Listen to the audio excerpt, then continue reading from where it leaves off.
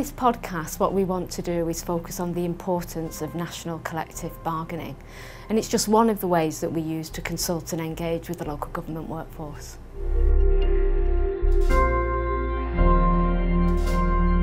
In recent times, councils have played really quite a leading role at local level, consulting directly with their workforce.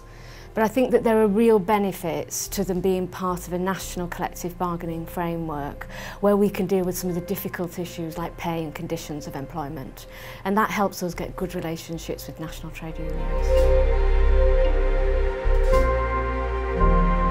Well, there are many benefits to national collective bargaining. There's economies of scale for one, there's consistency, which is the second one. A third one would be that we always deliver lower pay deals than the opted-out councils have done. And I think finally we provide a voice for the sector on workforce issues. I think if you looked at national bargaining and local bargaining, which are really the alternatives we're talking about, not just simply in local government but elsewhere, if you looked at those parts of the economy that have moved from national bargaining to local bargaining, over a period of time, it's not really worked very effectively. National bargaining, I think, pays considerable dividends to the employers, to the employees, and to the people who pay their taxes at local level. It produces the right results in most cases, it provides a mature system, it provides an enormous amount of discipline, and it's cost effective. If you, I think, disrupt national bargaining, the chances are, at times of really strong pressures on finances, it will cost more. It will also, I think, cause considerable difficulties at local level. Trade unions are opportunistic. If they get an opportunity to find out that there's differences in pay at local level between one job that compares directly with another job in other local government organisations, they are bound to seek to exploit that. And the complication is, I think, if you have local bargaining, is that you have to duplicate in every local authority actual systems of management and systems of organisation and systems of dealing with human relations management arrangements. Much better to have it centralised, much better to have it codified, much better also to ensure that, people understand the process. And my experience has been that where national bargaining has been broken down to local bargaining, 3, 4, 5 years down the line, it comes back to national bargaining. So my message would be, it works for employers, it works for employees, and it works for the taxpayer, and I would keep it.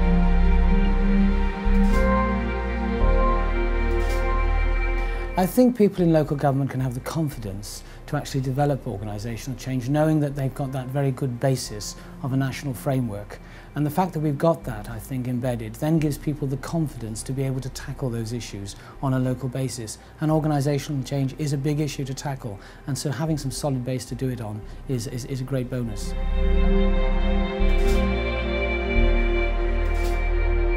We worked together with the local union, the Fire Brigades Union in particular, to come up with an agreement between us on how we would take additional responsibility allowances together to the workforce. And that enabled us to embed it really quickly, really carefully without any industrial relations problems. And it's a really good example of collective bargaining working really well locally.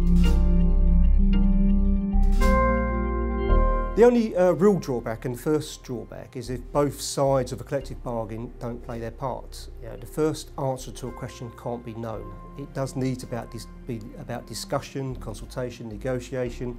Make sure that you do some collective bargaining and not falling back on national conditions to say, no, we're not even going to talk about that because it's not in the national conditions. Collective bargaining can't be a blocker to change. It must be about collective bargaining and working together.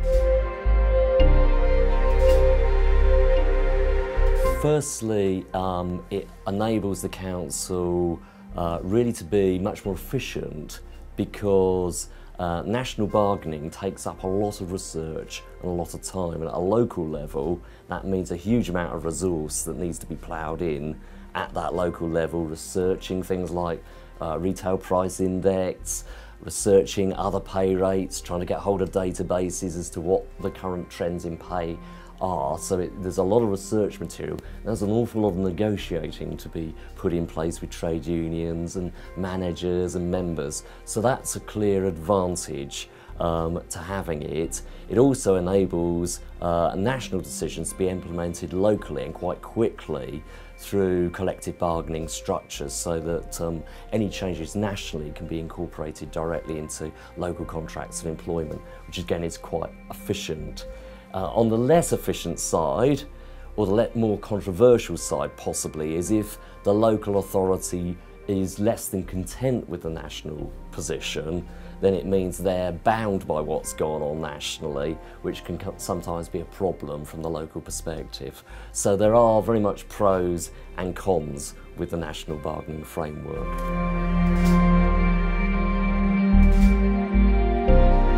The private sector uses a range of different methods to communicate and involve its staff. It can range from staff surveys to team briefings to more formalised collective bargaining. But where it does recognise a trade union, it's absolutely essential that there are good working relationships, because we know these add value to both the business and to those employees.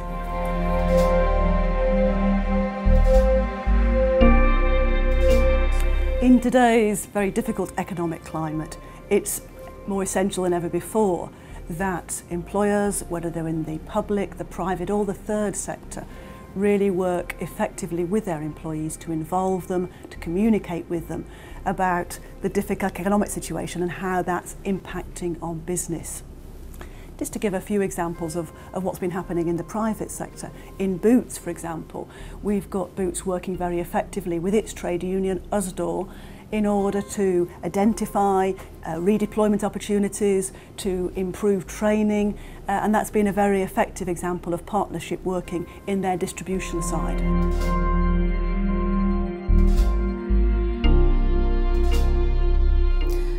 Central government really values the dialogue that it can have between trade unions, public and private employers and ministers right at the heart of government on the most pressing workforce issues of the day.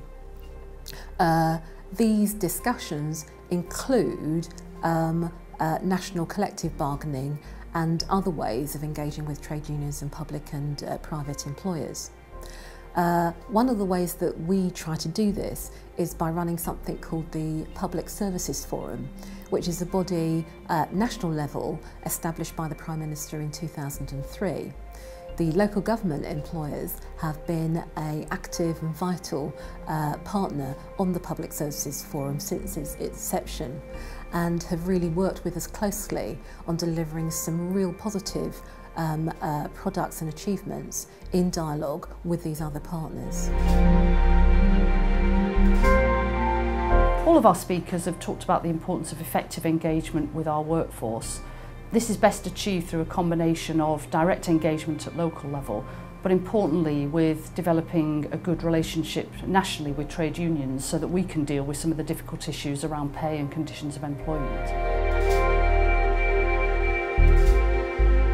Over the last decade, national collective bargaining has delivered affordable pay settlements which compare favourably with those awarded to other public sector workers. We've had minimal industrial unrest, and we've also delivered a national framework on pay and conditions which allows for significant local variation, flexibility and interpretation.